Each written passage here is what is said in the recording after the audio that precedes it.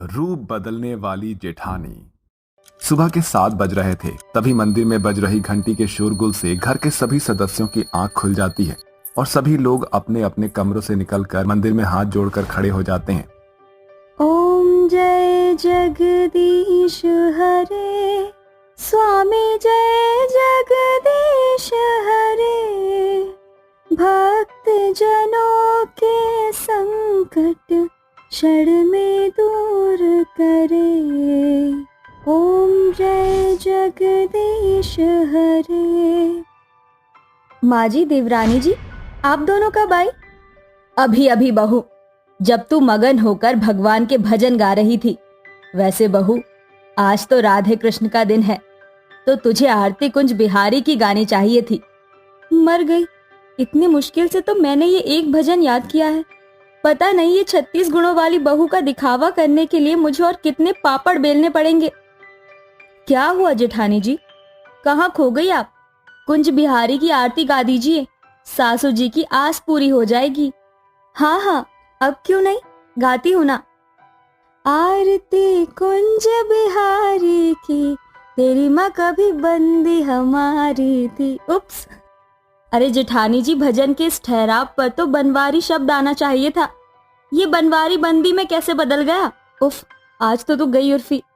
अगर स्कूल में फुकरेबाजी वाले ऊट पटांग भजन नहीं सीखा होता तो आज ये जुबान नहीं फिसलती। अब कैसे बचूं? दिया, पता नहीं, मेरा सर घूम रहा है, सब कुछ गोल गोल घूम रहा है। ठीक है, चलिए जेठानी जी, मैं आपको कमरे में छोड़ आती हूँ। नहीं दिया, आरती को बीच में छोड़ना अपशगुन होता है। तुम आगे की अधूरी आरती को पूरा कर दो, मैं चली जाऊंगी। भगवान के पूजा पाठ में बाधा नहीं आना चाहिए। चंट जेठानी अपनी सास और देवरानी के आगे बहानेबाजी बनाकर कमरे में आकर अंदर से दरवाजा बंद करके झटपट से सोफे के नीचे रखे सिगरेट के डिब्बे में से सिगरेट जलाकर उसे पीने लगती है। आहा, ये सिगरेट का एक कश लगाते ही कायनात बदल देता है। काश की धूप अगरबत्ती के बजाय भगवान के आगे सिगरेट जलाने की इजाजत होती, तो मुझे ये छिप छिप कर अपनी तलब न बुझानी पड़ती। फिर अगर मैं एक दिन सिगरेट ना पीऊं तो मेरी सोच की मोच मिटे ही ना। जेठानी सिगरेट की कश में इस कदर डूबी होती है कि उसे दरवाजे पर खड़ी देवरानी की आवाज सुनाई ही नहीं देती। तभी दिया अंदर घुस आती है और जेठानी जल्दी से सिगरेट बेड के नीचे फेंक देती है और कमरे में फैला धुआं देखकर दिया खांसते हुए कहती है, अरे जेठानी जी, ये कमरे में धुआं धुआं कैसे हो रहा है? उफ उर्फी, कुछ सोच, वरना आज तेरी पोल पट्टी खुलकर रहेगी। वो दिया, मेरा मन बहुत बेचैन हो रहा था, इसलिए बस धूप बत्ती जलाया था। ये धुआं उसी का है। ओ अच्छा जेठानी जी, वो मैं पूछने आई थी कि आप चाय पियेंगी? मैं बनाने जा रही हूँ। काश कि मेरी देवरानी चाय कॉफी जैसे सस्ते नशे करना छोड़कर सिगरेट का एक कश लगाती, तो जान पाती कि ये धुआं जन्नत जैसा फीलिंग देता है। जेठानी जी, आपने कुछ कहा? नहीं तो दिया, मैं बस ये कह रही थी कि सिर्फ अपनी और माँ जी के लायक ही बनाना। जेठानी की ये बात सुनकर दिया किचन की ओर कदम बढ़ा लेती है और कहती है, पता नहीं क्यों, पर मुझे जेठानी जी का रवैया बहुत ही अटपटा लगता है, जैसे वो संस्कारी होने का झूठा ढोंग कर रही हो। इसीलिए अब मैं जेठानी जी पर नजर जमाए रखूंगी। इसी सोच के साथ देवरानी अपनी चंड चालाक जेठानी पर नजर रखने लगती है, मगर कोई भी पुख्ता सबूत उसके हाथ नहीं लगता। एक सुबह जब देवरानी हॉल की सफाई कर रही होती है तो उसे घर के कोने में जले हुए सिगरेट मिलते हैं, जिसे देखकर वो बोलती है, माँ जी जल्दी आइए, देखिए मुझे क्या मिला। अरे अरे, क्या हो गया दिया बहू, सुबह सुबह फटे ढोल की तरह क्यों बज रही है? अरे दादा, इतने सारे सिगरेट किसने फूके हैं भला? वैभव, ऋषि, अरे कहाँ हो तुम दोनों? जल्दी बाहर आओ। क्या हो गया माँ? काहे सवेरे सवेरे घर को मछली बाजार बना रखा है? अरे सच सच बताओ, तुम दोनों में से किसने ये सिगरेट फूका है? माँ, क्या आपको हम दोनों पर भरोसा नहीं है? अरे तुम दोनों के अलावा इस घर में कौन और मर्द बचा है? क्या चुपचाप अपना कच्चा चिट्ठा कबूल कर लो। हमें अपनी जान से हाथ धोनी है क्या माँ? जो हम ऐसे नशे करेंगे, आप खामखा अपने बेटों को कटघरे में खड़ा कर रही हो। एकाएक दिया की नजर अपनी डरी सहमी जेठानी पर घूम जाती है। क्या हुआ जेठानी जी? माँ जी सवाल हमारे पतियों से कर रही है, मगर हाथ पांव आपके फूल रहे हैं, जैसे कि ये सारे सिगरेट आपने ही फूके हो। अरे दिया, तुम होश में तो हो? दिन रात भगवान की भक्ति में लीन रहती हूँ और तुम मुझ पर लांछन लगा रही हो। अब मैं बेचारी बेबस बहू बजरंगबली तो हूँ नहीं जो सीना चीरकर अपनी सफाई पेश करूं। इस तरह नशेड़ी जेठानी नाटकबाजी करती हुई अपनी सास का विश्वास जीत लेती है और सास कहती है, अरे उर्फी बहू, तू मत रो। अरे कोई गंगा में भी खड़ा होकर कहे ना कि तुझ में कोई खोट है तो भी मैं यकीन ना करूं। तू जा। उर्फी अपने कमरे में चली जाती है। ऐसे ही दिन गुजरते जाते हैं और एक दिन दिया अपनी जेठानी के कमरे के पास से गुजर रही होती है तो गुनगुनाने की आवाज सुन वो वहीं ठहर जाती है, जहां वो खिड़की से झांकते हुए देखती है कि उसकी नशेड़ी जेठानी मजे से सिगरेट का कश लगाते हुए गा रही होती है। बदला मिजाज मेरा फूकते ही ग्रास लगे है मोहे सबका इलाज, कैसा लगे है मुझे कैसे बताऊं, लगे है सब कुछ अब अप एंड डाउन, तू भी खींच दो पफ है मनाली का स्टॉप। ओए होए मजा आ गया। अच्छा तो मेरी 36 गुणों से भरपूर संस्कारी जेठानी की असलियत ये है। पता नहीं माँ जी को जब पता चलेगा कि उनकी 36 गुणों से भरपूर बड़ी बहू अव्वल दर्जे की चरसी और गंजेड़ी है तो उन पर क्या बीतेगी। अपनी जेठानी की सच्चाई सामने आने के बाद देवरानी अपनी सास के पास जाकर सारी बात बताती है। अरे दिया बहू, तेरा दिमाग ठिकाने पर तो है? अपनी जेठानी पर इतना बड़ा दोष लगा रही है। माँ जी मैंने जो देखा बस वही बता रही हूँ। जेठानी जी हर दिन ऐसे ही सिगरेट पीती है जिस कारण उनके होठ काले हो गए हैं। जेठानी जी को सिगरेट पीने की पहले से ही बुरी लत लगी हुई है। इसके बाद दोनों सास बहू जेठानी की हर हरकत को कैप्चर करने लगती हैं। फिर एक शाम जेठानी किचन में खाना बनाते हुए कुछ कहती है। उफ उर्फी, ये चूल्हे चौके की चोचलेबाजी सबसे बड़ी आफत है। क्यों ना एक सिगरेट पी जाए। वैसे भी माँ जी और देवरानी जी तो बाजार गई हैं, तो क्यों ना आज मैं एक कश किचन में ही लगा लूं। उर्फी जल्दी से एक सिगरेट जलाकर अपनी तलब बुझाने लगती है, जिसका धुआं किचन में भर जाता है। तभी सास और देवरानी वहां आ धमकती है। अरे वाह जेठानी जी, आपने तो शाम को धुआंधार बना दिया। दिया तुम? क्या हुआ जेठानी जी? अभी तो आप बड़े मजे से सिगरेट फूंक रही थी और हमें देखते ही आपका कलेजा क्यों फुदकने लगा? उर्फी बहू, मैंने तुझ पर भरोसा किया था। मुझे नहीं पता था कि तेरे अंदर इतना बड़ा ऐब है। माँ जी मैं क्या करूं? मैं बहुत कोशिश करती हूँ कि नशा ना करूं, मगर मेरे दिलो दिमाग से इसकी तलब मिटती ही नहीं जब तक कि सिगरेट की कश मेरे सांसों में ना चढ़ जाए। माँ जी बहसबाजी से बनती बात भी बिगड़ती है और फिर नशे का चस्का एक बार चढ़ जाने पर जल्दी जाता नहीं। इसीलिए जेठानी जी को इस बुरी लत से अब हम साथ मिलकर बाहर लाएंगे। देवरानी की सूझबूझ भरी बातों से सास सहमत हो जाती है और वो उर्फी को नशा मुक्ति की दवाइयां चलाती है। साथ ही उसके आसपास अच्छा माहौल रखते हैं, जिससे आखिर में उर्फी को उस दोहरी जिंदगी से निजात मिल जाती है और वो सही मायने में अपनी देवरानी से ससुराल की सहूलियत सीखती है। थैंक यू सो मच दिया। मैं तो नशे के दलदल में धंस चुकी थी। इस बुरे लत ने मुझे इस कदर अपने जकड़ में ले लिया था कि मैं चोरी छिपे इसे पूरा करने लगी, मगर आज तुम्हारे और माँ जी के साथ से मेरा जीवन नशे से बच गया। मैं बहुत खुश हूँ। आपसे ज्यादा खुश तो मैं हूँ जेठानी जी, क्योंकि फाइनली आपके बदलते रूप से छुटकारा मिल गया। सौतेली बेटी के 3 जादुई जानवर। इस बार की सर्दियां मुर्दों को भी झकझोर कर रख देने वाली थी। बर्फबारी के साथ बह रही सर्द बयार खिड़कियों को चीरती हुई उस मासूम बच्ची जिसका नाम जीविका था, उसे झकझोर रही थी। ताज्जुब की बात तो ये है कि इस जानलेवा जाड़े में भी ना तो उसके तन पर कोई स्वेटर था और ना ही पैरों में चप्पल। वो ठंड से ठिठुरती हुई बर्तन मांज रही थी। उसकी आंखों में उमड़ रहे आंसू उफन कर बहे जा रहे थे। माँ मुझे क्यों छोड़कर चली गई? सौतेली माँ मुझे बहुत सताती है। वो बस अपनी बेटी बेबी को लाड दुलार करती है। एक मैं ही क्यों इसकी आंखों में कांटे की तरह चुभती हूँ। जीविका खुद में बड़बड़ा ही रही होती है कि उसकी सौतेली माँ रमीला रसोई घर का रुख करके उस बच्ची पर बिगड़ पड़ती है। बेड़ा गर्ग हो तुझ मनहूस का। इतनी देरी में तुझसे 4 बर्तन नहीं मांजे गए। काम चोर करम जली। ठहर जा तू, अभी तेरी खटिया खड़ी करती हूँ। रमीला पास पड़े डंडे से बेधड़क उस बच्ची को मारने लगती है। माँ मत मारो, बहुत दर्द हो रहा है। अभी के लिए तो तुझे छोड़ रही हूँ, अगर 10 मिनट में ये बर्तन चमकते नजर नहीं आए ना तो इस चिमटे से तेरी चमड़ी उधेड़ दूंगी। सौतेली माँ की ज्यादतियां सहने के बाद अनाथ लाचार जीविका सारा काम काज निपटा कर जैसे ही खाने बैठती है, रमीला उसे रसोई से बाहर निकाल देती है। माँ, तुम रसोई में ताला क्यों लगा रही हो?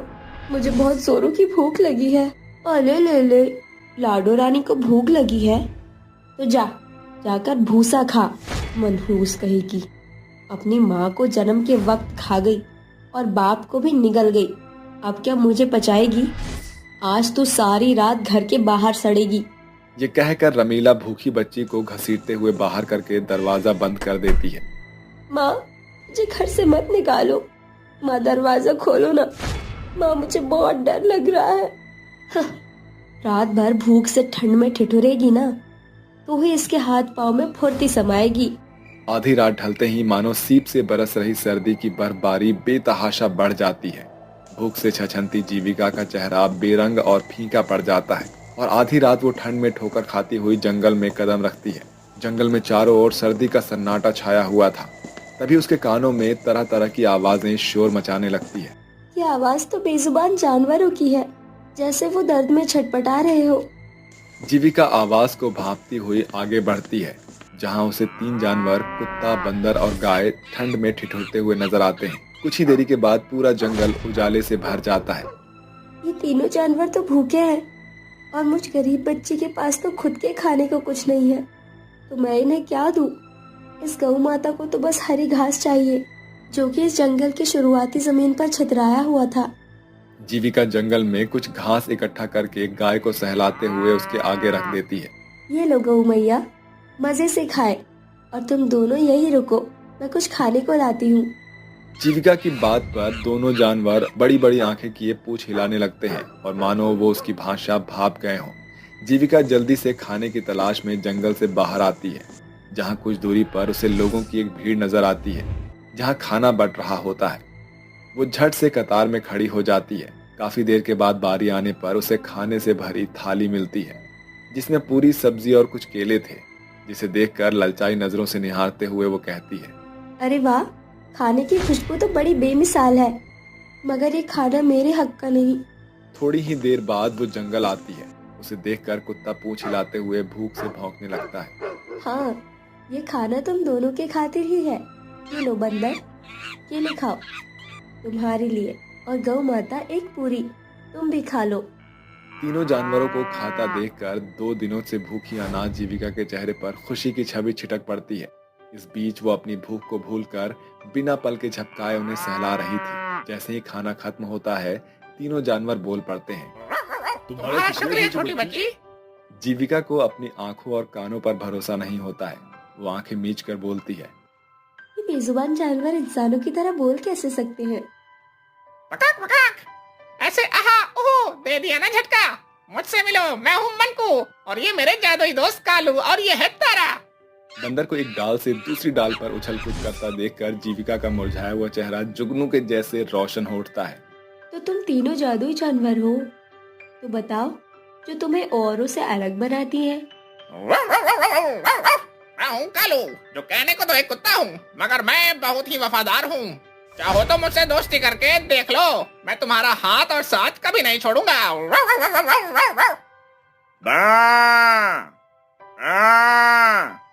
और मैं, जो कि एक जादुई गाय हूँ, मैं अपने मुंह से सोने के सिक्के दूंगी, जिससे हम चारों हंसी खुशी से रह सकते हैं। इतना बोलकर वो जादुई गाय अपने जबड़े खोलकर सोने के सिक्के की बौछार लगा देती है, जिसे देखकर जीविका भौचक्की रह जाती है। इससे तो हर सुख सुविधा खरीदी जा सकती है गौ मैया।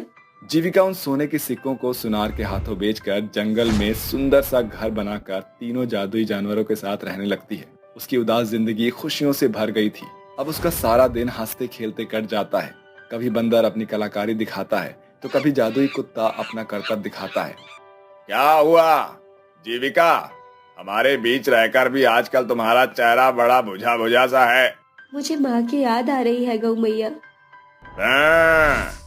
जीविका, अब तुम मुझे ही अपनी माँ मान लो। पकाक पकाक, और मुझे अपना मामा। पकाक एकाएक बंदर के पैरों में पेड़ की टहनी से चोट लग जाती है। ये देखकर जीविका कहती है, अरे बंदर मामा, मुझे तो चोट लग गई। क्यों करते हो इतना उछल कूद? पकाक पकाक, छोटे छोटे शहरों में तो बड़ी बड़ी घटनाएं होती रहती है सेन्योरिटा। पकाक पकाक। बंदर के बच्चे, लग गई ना चोट? जीविका, इस पेड़ की बत्ती इसके जख्म पर बांध दो, ये घाव भर जाएगा। समय बीतता है। तीनों जादुई जानवर जीविका का खूब ख्याल रखते हैं। बदले में जीविका भी उन पर जान छिड़कती है। दिन सप्ताह और महीनों के मंजर में ढलते गए। एक दिन जीविका कहती है, मेरे पास तो इन 3 जानवरों का साथ है, मगर मेरे जैसे कितने अनाथ बेसहारा भूख से दर दर भटक रहे होंगे। मुझे उनकी मदद करनी होगी। फिर जीविका तीनों जादुई जानवर के बीच अपनी सलाह को साझा करती है और गाय कहती है, जीविका, मैं तुम्हारे इस सपने को साकार करने के लिए खूब सारा सोना दूंगी, जिससे तुम अनाथ आश्रम बना सकती हो, ताकि लाचार लोगों को भटकना ना पड़े। फिर जादुई गाय अपने जबड़े को खोलकर सोने के सिक्के उगलने लगती है, जिसे बेचकर बदले में मिले बड़ी रकम से जीविका मजदूरों की मदद से अनाथ आश्रम के नींव के निर्माण का काम शुरू कर देती है, जो कुछ ही दिनों में बनकर पूरा हो जाता है। ये देखकर जादुई कुत्ता कहता है, अरे ओ छोटी बच्ची, क्या झकास ठिकाना बनाया है तुमने गरीबों के लिए। पकाक पकाक, वो तो ठीक है, मगर काश की कोई हम जानवरों के लिए भी घर बनाता। पकाक पकाक। बंदर की बात जीविका के मन में घर कर जाती है, जिसके बाद वो जानवरों के लिए भी एक बड़ा सा पशु घर बनवाती है, जिसे देखकर तीनों जानवर बेहद खुश होकर कहते हैं, अरे वाह छोटी बच्ची, तुमने तो कमाल कर दिया। एकाएक बंदर कुत्ते को छेड़ते हुए कहता है, पकाक पकाक, देख ले कुत्ते के बच्चे, हमारे भाई बंधुओं के लिए बंगले जैसा घर बन गया। अब क्या नहीं है हमारे पास? हमारे पास दौलत है, शोहरत है और इमली बराबर इज्जत भी है। पकाक पकाक। बंदर की बात सुनकर सभी जोर जोर से हंस पड़ते हैं। इसी के साथ ये कहानी होती है यहीं पर समाप्त। इस कहानी से हमें ये सीख मिलती है कि इंसान हो या जानवर, जज्बात दोनों में बराबर होते हैं। मेकअप करने वाली बहू।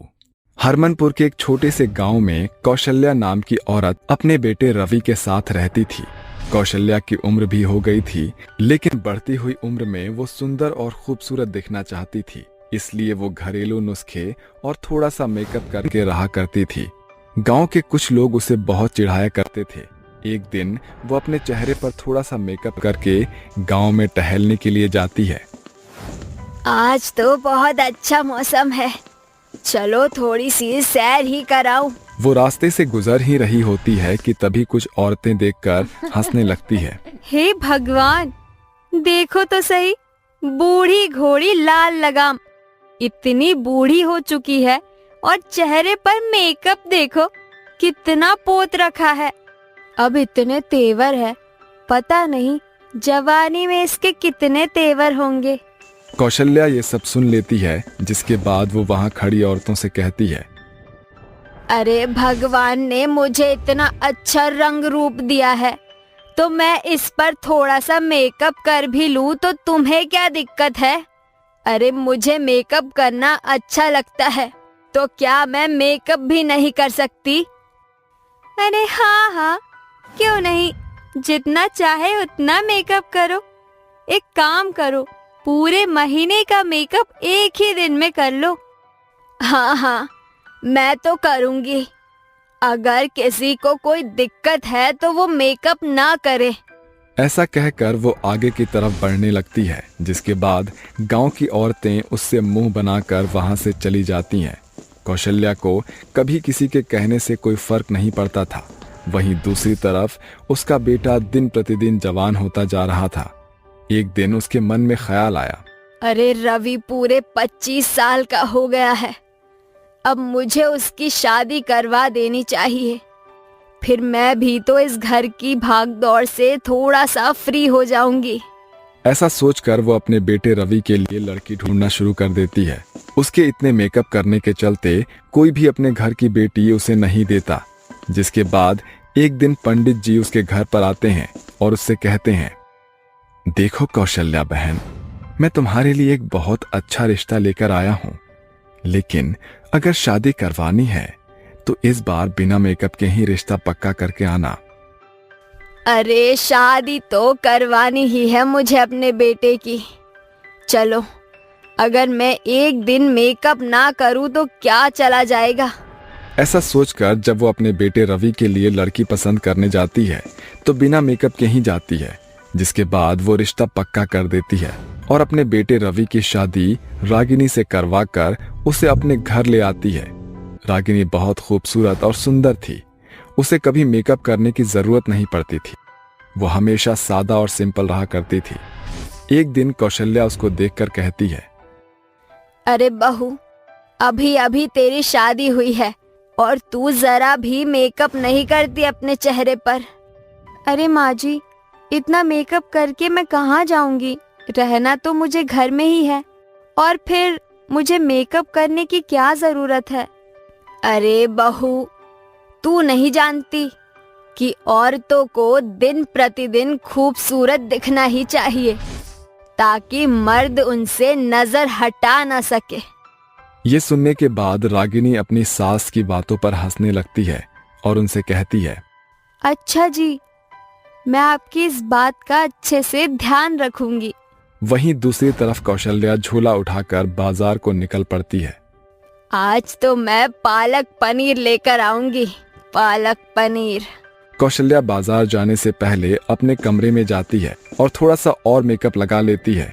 उसे मेकअप करते हुए रागिनी देख लेती है और कहती है, अरे माँ जी, पहले ही आपके चेहरे पर इतना सारा मेकअप लगाया है और आप उसी के ऊपर और मेकअप लगा रही हो। हाँ बहू, अब मैं बाहर जा रही हूँ। 10 लोग मेरे चेहरे की तरफ देखेंगे तो मेरा चेहरा ऐसा उतरा हुआ नजर आएगा तो अच्छा नहीं लगेगा। इसीलिए चेहरे पर मेकअप लगाना बहुत जरूरी है। लेकिन माँ जी, ज्यादा मेकअप करने से हमारे चेहरे की त्वचा बहुत ज्यादा खराब हो जाती है। आप उसका भी ध्यान रखिएगा। कौशल्या रागिनी की बात को नजरअंदाज कर देती है, जिसके बाद वो बाजार में चली जाती है। बाजार में सब्जी लेते समय उसे गांव की कुछ औरतें मिल जाती हैं, जो उसके मेकअप को देखकर हंसने लगती हैं। हे भगवान, देखो तो सही कौशल्या बहन का चेहरा कितना मेकअप से भरा हुआ है। अरे मुझे तो लगता है कौशल्या बहन कोई मेकअप की दुकान है, तभी तो इतना मेकअप करती है। अगर एक फूंक मार दी तो इसका सारा मेकअप हवा में उड़ जाएगा। ऐसा कहकर वो सभी कौशल्या का मजाक उड़ाने लगती हैं, लेकिन कौशल्या फिर भी उनकी बातों पर ध्यान नहीं देती। वहीं दूसरी तरफ वो बाजार में तो आ जाती है, लेकिन वो पैसे लेकर नहीं आती, जिसकी वजह से रागिनी उसके पीछे पीछे पैसे लेकर उसके पास पहुंच जाती है। अरे माँ जी, ये लीजिए, आप पैसे तो घर पर ही भूल गई थी। कौशल्या अपनी बहू से पैसे ले लेती है और सब्जियां खरीदने लगती है। वहीं दूसरी तरफ रागिनी औरतों को अपनी सास के बारे में उल्टी सीधी बातें करते हुए सुन लेती है, जिसके बाद उसे बहुत तेज गुस्सा आता है। अरे ये कैसी औरत है जो औरत का ही मजाक उड़ा रही है? इन्हें तो शर्म आनी चाहिए। वो उस समय तो उन्हें कुछ नहीं बोलती, लेकिन घर पर आने के बाद वो अपनी सास को समझाती है। माँ जी, आप इतना मेकअप मत किया करें, और अगर करते हो तो मेकअप को सही तरीके से करें। अरे बहू, अब तू भी गांव वालों की तरह मेरे मेकअप के लिए मुझे बोल रही है। आखिर सबको मुझसे इतनी दिक्कत क्यों है?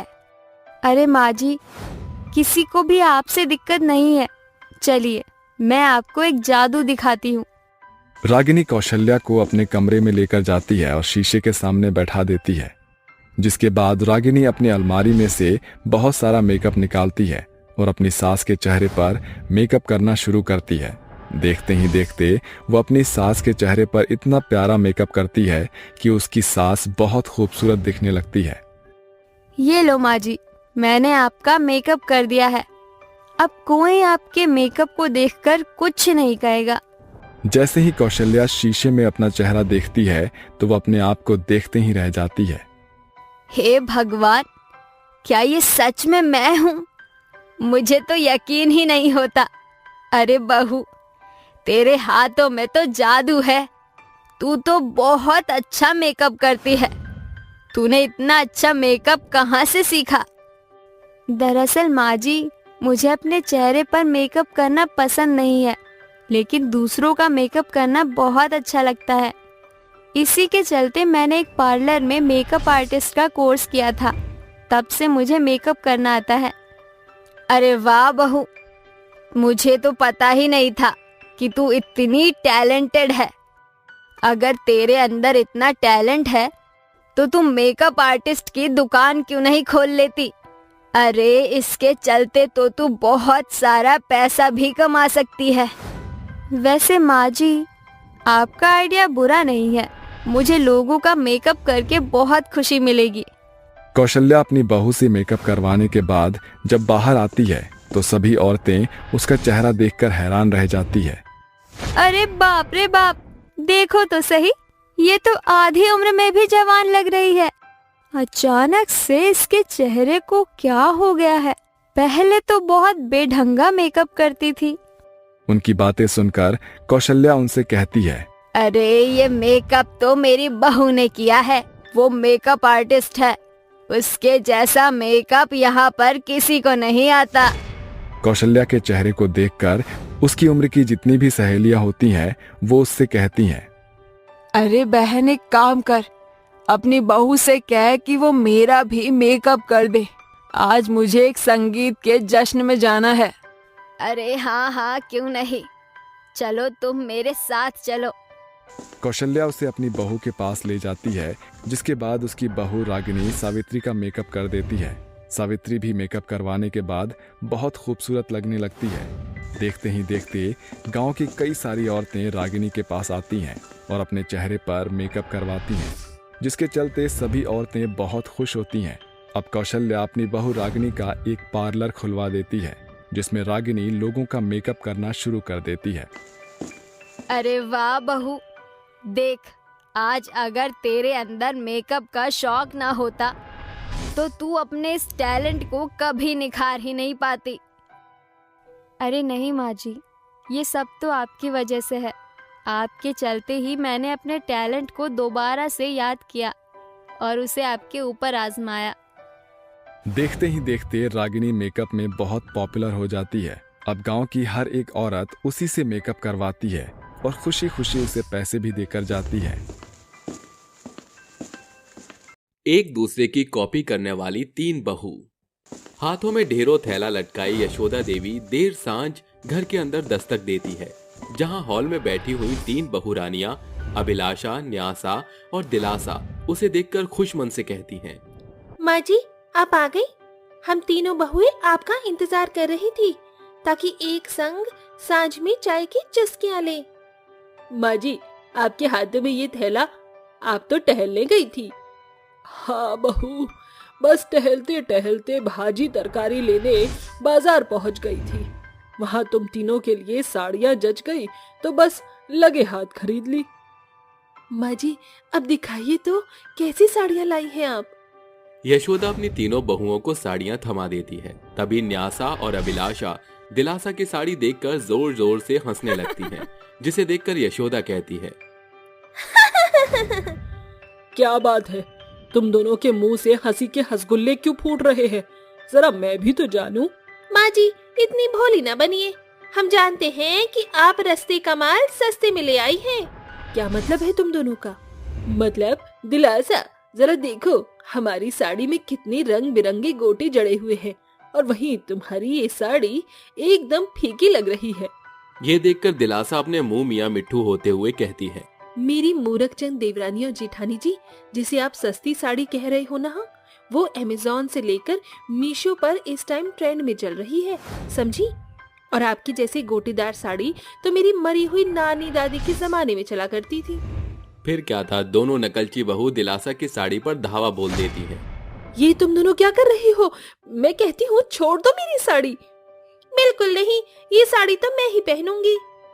अपनी तीनों बहू को ऐसे लड़ता देखकर यशोदा देवी माथे पर हाथ धरे चिल्ला पड़ती है, अरे थम जाओ मेरी निकम्मी नकलची बहू रानियों, जब देखो एक दूजे की देखा देखी के होड़ में बावरी बनी रहती हो। माँ जी हम दोनों को भी डिट्टो यही साड़ी चाहिए, वरना तुम इस घर को महाभारत का मैदान बना डालोगी, जानती हूँ। तीनों नकलची बहुओं के बीच का कलेश निपटाने के लिए यशोदा एक ही तरह की साड़ी खरीदकर झगड़ा सुलझा देती है। समय गुजरता है। फिर एक दिन दोपहर के 12 बज गए, मगर बहुओं का अब तक अता पता नहीं। जाकर देखती हूँ। यशोदा बारी बारी करके तीनों बहू के कमरे में झांकती है, जहां वो रजाई ओढ़े मूवी के मजे लूट रही थी। तभी वो तेज चिल्लाहट के साथ तीनों को बुलाती है। अभिलाषा, दिलासा, न्यासा, जल्दी से तीनों बहुएं नीचे आओ। कहिए माँ जी, क्या हुआ? देख नहीं रही, दोपहर के 12 बज चुके हैं, मगर तुम तीनों बहू तो बस एक दूसरे की डाह में, या फिर यूं कह लो नकलची के मारे कमरे में बैठी हो। माँ जी, मेरा तो सर फटा जा रहा था, इसीलिए बस मलहम लगाकर सोई थी। हम दोनों बहू भी कोई भांग नहीं खाकर सोई थी, हमारे भी सर में जोरों का दर्द था। क्या बात है, तुम तीनों नकलची बहुओं की तो दाद देनी पड़ेगी। सास के आगे खड़ी होकर कितनी सफाई से सफेद झूठ बोल रही हो। पहनावे ओढ़ावे में एक दूजे की नकलची से तुम तीनों के मन को तसल्ली नहीं मिली क्या, जो अब बीमारी बदहाली में भी एक दूजे की नकल कर फिर रही हो यहाँ पर? ये सुनकर तीनों नकलची बहुएं एक ही सुरताल में बोल पड़ती हैं। माँ जी, मुझे सरदर्द सता रहा है, मुझसे आज काम नहीं होगा। बहुत खूब, मेरी तीनों नकलची बहुएं नकल करने में एक साथ साथ अब ताल में ताल भी मिलाने लगी है। तुम तीनों के लिए तो ताली बजनी चाहिए। जी शुक्रिया माँ जी। इतना कहकर तीनों नकलची बहुएं अपने कमरे में चली जाती हैं, जिसके बाद यशोदा को सब कुछ अकेले ही निपटाना पड़ता है। समय तेजी से बीतता है, जिसके साथ तीनों बहुओं के अंदर एक दूजे की देखा देखी और ज्यादा बढ़ने लगती है। एक दिन यशोदा अपनी बड़ी बहू अभिलाषा को बुलाती है। अभिलाषा बहू, ओ अभिलाषा बहू, जरा यहाँ तो आना। जी कहिए माँ जी। अरे मैंने सिर्फ बड़ी बहू को बुलाया था, तुम दोनों क्यों मुफ्त में यहाँ पधार पड़ी? अभिलाषा बहू, ये पुश्तैनी कंगन है जो इस घर की बड़ी बहू को मिलते हैं, इसीलिए आज से तू इसकी मालकिन है। बहुत बहुत शुक्रिया सासू माँ। अभिलाषा के हाथों में सोने के कंगन देखकर दोनों नकलची बहू कुड़कर यशोदा पर बिगड़ जाती हैं। माँ जी, अभिलाषा भाभी को आपने ये खानदानी कंगन दिए, ये तो मेरे और दिलासा के संग सरासर ज्यादती है। अभिलाषा इस घर की बड़ी बहू है, इस नाते ये कंगन उसी के है। माँ जी, ये रीत रिवायत हम नहीं जानते, अब तो हमें भी इसी डिजाइन के खरे सोने की कंगन चाहिए, वरना इस जड़ेऊ कंगन के लिए जंग छिड़ जाएगी। अरे ये क्या बचकानी बुद्धि है बहू, उस जमाने में ये जड़ाऊ कंगन की कीमत सिर्फ हजारों में थी, मगर आज के महंगे जमाने में इसकी कीमत लाखों में है। माँ जी, चाहे इस कंगन की कीमत करोड़ में क्यों न हो, हमें भी एकदम यही कंगन अपने हाथों में चाहिए तो चाहिए। बहुओं के हट को देखकर उनकी सास यशोदा देवी सुनार से हूबहू वैसे ही कंगन बनाने के लिए एक बड़ी कीमत अदा करती हैं और खुद में बोलती हैं। मेरी तीनों बहू की नकलची के कारण कहीं एक दिन मुझ बूढ़ी को अपनी किडनी ही बेचनी न पड़ जाए। हे ईश्वर, मेरी तीनों बहू को सद्बुद्धि दो। यशोदा अपनी तीनों बहुओं को कंगन बांट देती है, जिसके बाद उनके बीच शांति बनी रहती है। एक दिन गांव में रहने वाली मंगला यशोदा के घर आती है। यशोदा, अरे ओ यशोदा रानी, अरे कहाँ हो? आजा मंगला, भीतर ही हूँ। अरे बहू, जरा जल्दी से 2 कप चाय तो बना दे। जी माँ जी। और सुना मंगला, आज तुझे ये भूली बिसरी गली कैसे याद आ गई? अरे यशोदा, आज शाम मेरी नई नवेली बहू की मुंह दिखाई है, बस उसी का न्योता देने आई थी। आ जाना तू और अपनी तीनों नकलची बहू रानियों को भी ले आना। वैसे इनकी देखा देखी छोटी या नहीं? अरे बस मत पूछ मंगला, इन तीनों के नकलची बहुओं के देखा देखी से मैं बुढ़िया तो तंग ही हो गई हूँ। अभी यशोदा अपनी गाथा गा ही रही थी कि तीनों बहू चाय लेकर हाजिर हो जाती हैं। माँ जी, मंगला मौसी, ये लीजिए चाय। अरे हम तो 2 जन हैं, फिर यह आधा दर्जन चाय के भरे कप किस खुशी में यशोदा की बहू? भूत प्रेत को भी चाय पीने के लिए निमंत्रण भेजा है क्या? मासी जी मजाक छोड़िए, अब बस मेरे हाथों की बनी चाय की चुस्की लीजिए, इसमें अदरक इलायची कूट कूट कर डाला है। मौसी जी, इसे परे रखकर मेरी चाय पीजिए, मैंने भी अदरक इलायची डाली है। अरे बंद करो तुम दोनों डींगे हाँकना। मंगला मौसी, आप तो बस मेरी बनाई चाय पीजिए। बेचारी मंगला की मजबूरन तीनों बहू का मन रखने के लिए 3 कप चाय पी जाती हैं। चलती हूँ यशोदा, शाम को आ जाना, शाम होते ही तीनों बहू एक दूजे की नकलची करते हुए नारंगी रंग की साड़ी पहनकर खूब सारा मेकअप लपेटकर यशोदा के पास आती हैं। हम तीनों तैयार हैं माँ जी, चलिए। अरे ये कितना लीपा पोती कर लिया है तुमने, भयंकर भूत लग रही हो। माँ जी, मैंने तो उतनी ही मात्रा में मेकअप लगाया है जितना न्यासा और दिलासा ने लगाया है। हाँ, मैंने भी तुम दोनों की तरह नाप तोल कर मेकअप किया है। राम ही राखे, तुम्हें समझाना दीवार में सर मारने के बराबर है। चलो अब। जैसे ही तीनों बहुएं मंगला के घर मुंह दिखाई के अवसर पर पहुंचती हैं, सभी औरतें उन्हें देखकर जोर जोर से हंसने लगती हैं। अरे यशोदा, ये तेरी बहुरानियां मुंह दिखाई में आई है कि किसी मुजरा करने आई है? कितना मेकअप थोपा है थोपड़े पर अपने। ये सुनकर तीनों नकलची बहुएं एक दूजे को निहारती हुई कहती हैं। लगता है हम तीनों ने एक दूजे की नकल में ओवरलोड मेकअप कर लिया है। अपनी तीनों बहू का फीका मुंह देखकर यशोदा बात संभालते हुए कहती हैं। अरे बोलो भला, आज के मॉडर्न जमाने में बहू बेटियां मेकअप नहीं करेंगी तो क्या हम बुढ़िया करेंगी? यशोदा की इस बात से सभी के मुंह पर ताला पड़ जाता है, मगर उसकी तीनों बहू बेहद शर्मिंदगी महसूस करती हैं, जिसके आगे वो न तो कभी एक दूजे की देखा देखी करती और न अपनी सास को शिकायत का मौका देती। मगर इस कहानी से एक सीख तो साफ है कि नकल करने के लिए भी अकल की जरूरत पड़ती है, वरना नकलची बहुओं के जैसा अगला नंबर आप भी हो सकती है। ठंड में गरीब माँ का ईंटा भट्टी घर। चारों तरफ मजदूर काम कर रहे होते हैं और एक तरफ भट्टी जल रही होती है, जिसके पास एक बहुत गरीब औरत अपनी पीठ पर अपनी बेटी को बांधे ईंट बनाने का काम कर रही होती है। तभी उसके पास वहां का मुनीम आता है। अरे क्या कर रही हो? इतने धीरे धीरे हाथ चलाओगी तो कल तक भी काम खत्म नहीं होने वाला। तभी तमन्ना की बेटी रोने लगती है। लो, रोने लगी अब तुम्हारी बेटी। अब बताओ, यहाँ काम करोगी या अपनी बेटी को संभालोगी? साहब, बस थोड़ा सा वक्त दे दीजिए, मैं जल्दी ही अपनी बेटी को दूध पिलाकर काम करना शुरू कर दूंगी। देखो, आज तो ये सब कुछ मैंने नजरअंदाज कर दिया, लेकिन कल से तुम अपनी बेटी को यहाँ पर लेकर नहीं आओगी। ऐसा कहकर वो वहां से चला जाता है और बेचारी तमन्ना अपनी नन्ही मुन्नी बेटी को दूध पिलाकर फिर से ईंटें बनाने का काम शुरू कर देती है। ईंट बनाते बनाते उसके हाथ में चोट लग जाती है। हे भगवान, ये क्या? मेरे हाथ से तो खून निकल रहा है और बहुत दर्द भी हो रहा है। बेचारी तमन्ना रोते हुए अपने दर्द को सहन करती हुई ईंट बनाने लगती है। वहीं दूसरी तरफ उसका पति भी ईंट बनाने का काम कर रहा होता है। शाम के समय वो दोनों अपना काम करने के बाद घर के लिए निकलने लगते हैं। अरे तमन्ना, आज तो मालिक ने पैसे भी नहीं दिए हैं, घर पर राशन भी खत्म हो रखा है। हाँ, ये तो है। चलो अब घर चलते हैं। वो दोनों जा ही रहे होते हैं, लेकिन अचानक से बारिश होने लगती है। वो रास्ते से सफेद कट्टे उठा लेते हैं और उन्हें अपने सर पर ओढ़कर घर चले जाते हैं। घर पहुंचने के बाद उनकी झोपड़ी के चारों तरफ से पानी टपकने लगता है। अरे बहू, तुम आ गई। चलो अच्छा हुआ, मैंने ये प्लास्टिक की पन्नियों को एक साथ जोड़ दिया। अब ये काफी बड़ी हो गई है। झोपड़ी के चारों तरफ पानी टपक रहा है। तुम धर्मेंद्र के साथ मिलकर ये झोपड़ी के ऊपर ढक दो। जी माँ जी, ये तो आपने अच्छा किया। ऐसा कहकर तमन्ना अपने पति के साथ मिलकर प्लास्टिक की पन्नी को झोपड़ी के ऊपर ढक देती है, जिसके बाद वो बचे हुए राशन से कुछ खाने पीने के लिए बना लेती है, लेकिन वो खाना कम पड़ जाता है। माँ, आपने खाना नहीं खाया? माँ, आप भी खा लो ना, आपको भूख नहीं लगी है क्या? हाँ बच्चों, ये खाना मैं खाऊंगी, तुम अपना खा लो। जैसे ही तमन्ना बचा हुआ खाना खाने वाली होती है, तभी उसका छोटा बेटा कहता है, माँ, मेरा पेट नहीं भला, मुझे और खाना चाहिए। ये सुनते ही वो अपने हिस्से का खाना भी अपने बेटे को खिला देती है और खुद भूखी रह जाती है।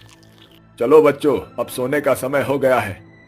हरिहर और लता अपने साथ राजू, राधा और रोहन को सुला लेते हैं। वहीं दूसरी तरफ तमन्ना और धर्मेंद्र अपने साथ अपनी छोटी बेटी को सुला लेते हैं।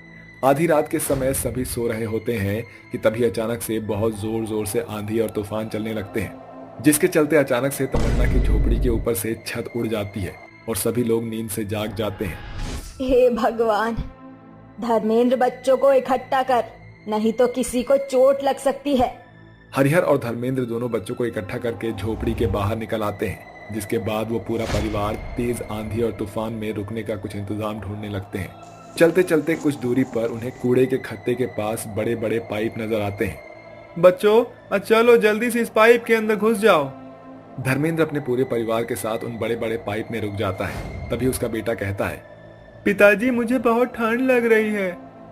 अब बेटा बस कुछ ही देर की बात है, कल से जो है हमको नया घर ढूंढ लेंगे और तब तक इस ठंड को बर्दाश्त तो करने की कोशिश करनी न पड़ेगी। अरे रोहन बेटा, आ मेरे पास आ जा, मैं तुझे अपने आंचल में छुपा लूंगी तो तुझे ठंड नहीं लगेगी। अगले दिन जब सवेरा हो जाता है तो तमन्ना नींद से जागती है। अरे लगता है सवेरा हो गया है, चलो अब हमें अपने घर लौट जाना चाहिए। तमन्ना अपने परिवार के साथ वापस अपनी झोपड़ी के पास आ जाती है, लेकिन आंधी और तूफान के चलते उनकी झोपड़ी तहस नहस हो चुकी थी। अरे ये क्या, हमारी पूरी झोपड़ी तो तहस नहस हो गई है, अब हम क्या करें? तभी लता अपनी सिली हुई पन्नी उठाती है। हमें रहने लायक कुछ इंतजाम तो करना ही पड़ेगा। लता की बात सुनकर धर्मेंद्र 4 बड़े बड़े डंडे उठाकर उस पन्नी को एक टेंट जैसा बना देता है, जिसके बाद वो कहता है, अभी के लिए इसमें गुजारा करना ही पड़ेगा, लेकिन हमें अपना खुद का पक्का ईंटों से बना हुआ मकान बनाना ही होगा। ये सब तो ठीक है, लेकिन हमारे पास पैसे नहीं है। हम खुद ही ईंट बनाएंगे, लेकिन इसके लिए हमें मेहनत करनी होगी। और चलो हमारी मजदूरी का समय हो गया है। धर्मेंद्र तमन्ना के साथ मिलकर ईंटें बनाने के काम पर चला जाता है, जिसके चलते वो दिन भर कई सारी ईंटें बनाते हैं। वाह, आज तो तुमने काफी सारा काम किया है। ये लो, तुम्हारे पिछले और आज के पैसे मिलाकर ये पैसे बनते हैं। पैसे देखने के बाद वो दोनों बहुत खुश होते हैं, जिसके चलते वो वहां से चले जाते हैं। अजी ये तो काफी सारे पैसे हैं, इतने पैसों से तो ईंट बनाने की मशीन भी आ जाएगी और सीमेंट भी आ जाएगा। हाँ हाँ, तुम बिल्कुल सही कह रही हो। अब हम खुद का ईंट बनाकर अपना पक्का मकान बना सकते हैं। घर जाते समय वो दोनों रास्ते से ईंट बनाने की भट्टी और सीमेंट खरीद लेते हैं, जिसके बाद वो दोनों अपनी जमीन के पास उस ईंट बनाने की भट्टी को लगा लेते हैं और बहुत मेहनत के साथ वहाँ ईंटें बनाना शुरू करते हैं। माँ, मैं भी आपकी मदद करना चाहती हूँ, बताओ मुझे क्या करना होगा? नहीं बेटी, तुम परेशान मत हो, हम खुद से काम कर लेंगे। नहीं माँ, मैं आपकी बेटी हूँ, इस नाते मैं आपकी मदद करना चाहती हूँ। अरे वाह, मेरी लाडो रानी तो बहुत बड़ी हो गई। अगर ऐसी बात है तो तुम हमें ईंट बनाने के लिए सीमेंट उठा उठा कर देती जाओ। तमन्ना के कहने के बाद रूपा उसे सीमेंट उठा उठा कर देती रहती है। वहीं दूसरी तरफ उसके दोनों बेटे रोहन और राजू एक साथ खेलते रहते हैं। काम होने के बाद वो सभी चटनी और रोटी खाकर सो जाते हैं। अगले दिन जब सवेरा होता है तो धर्मेंद्र और तमन्ना मजदूरी करने चले जाते हैं और शाम को वापस लौटने के बाद वो अपनी खुद की ईंटें बनाने लगते हैं। उन्हें ईंट बनाते हुए गांव के कई लोग देखते हैं। और वाह, धर्मेंद्र भैया, तुमने तो खुद का काम करना शुरू कर दिया। अगर दिहाड़ी पर कुछ लोग चाहिए तो मुझको जरूर बताना। अरे नहीं भाई, दरअसल ये मजबूरी है मेरी। हमारा पक्की ईंटों का कोई मकान नहीं है, इसीलिए मैं और तमन्ना खुद ही ईंटें बना रहे हैं। बाजार में ईंट बहुत महंगी है, जो कि हम खरीद तो सकते नहीं हैं। अरे वाह, यही तो खूब बढ़िया बात है। भैया एक काम करो, आप मेहनत करते रहो, हम आपका साथ हूँ। ऐसा कहकर वो वहां से चला जाता है, जिसके बाद तमन्ना और धर्मेंद्र अपने काम में लग जाते हैं। देखते देखते कुछ दिन बीत जाते हैं, जिसके बाद वो अपना पक्की ईंटों का मकान बनाकर तैयार कर लेते हैं और ईंटें बनाने वाली भट्टी भी घर में ही लगा लेते हैं, जिसके चलते उनका घर गर्म ही रहता है। आखिरकार हमारा मकान बन ही गया। हाँ माँ जी, कड़ी मेहनत के बाद आखिर अब हमारे पास पक्की ईंट से बना हुआ मकान है। अब चाहे आंधी आए या तूफान या फिर हो सर्दी जबरदस्त, हमें कभी भी कोई परेशानी नहीं होगी। हाँ बहू, तुमने बिल्कुल सही कहा, लेकिन इसमें तुमने बहुत मेहनत किया है। एक तरफ बच्चे तो दूसरी तरफ घर की जिम्मेदारी। अगर तुम ना होती तो पता नहीं ये मकान कैसे बनता। बाबूजी, हम सभी ने कड़ी मेहनत की है। वो इतना कहती ही है कि तभी अचानक से कोई उनका दरवाजा खटखटाता है। मैं देखता हूँ कौन है दरवाजे पे। मोटा भाई, ये घर तमन्ना और धर्मेंद्र का है क्या, जो खुद का ईंटा बनाते हैं? हाँ, कहिए आपको क्या काम है? दरअसल मुझे जो है न आपका काम बहुत पसंद आया, और जो है न मैं आपसे ही ईंटा बनवाना चाहता हूँ। तभी वहाँ तमन्ना आ जाती है और सब कुछ सुन लेती है। अरे ये तो बहुत अच्छी बात है, अब हमें किसी के पास मजदूरी करने नहीं जाना पड़ेगा। ठीक है भाई साहब, हम आपका काम करने के लिए तैयार हूँ। ऐसा कहकर वो आदमी तुरंत उन्हें एडवांस में 10,000 रुपए दे देता है। ए मोटा भाई, ये लो एडवांस, बाकी के पैसे जैसे ही काम खत्म होंगे ना तो उसके बाद मैं दे दूंगा। वो ऐसा कहने के बाद वहां से चला जाता है, जिसके बाद तमन्ना और धर्मेंद्र उन पैसों से और सीमेंट और घर का राशन ले आते हैं। वहीं दूसरी तरफ वो अपने बच्चों को स्कूल में भी डाल देते हैं। देखते ही देखते उनकी सभी परेशानियां खत्म हो जाती है और वो अपना खुद का ईंटों का काम करके खुशी खुशी रहने लगते हैं।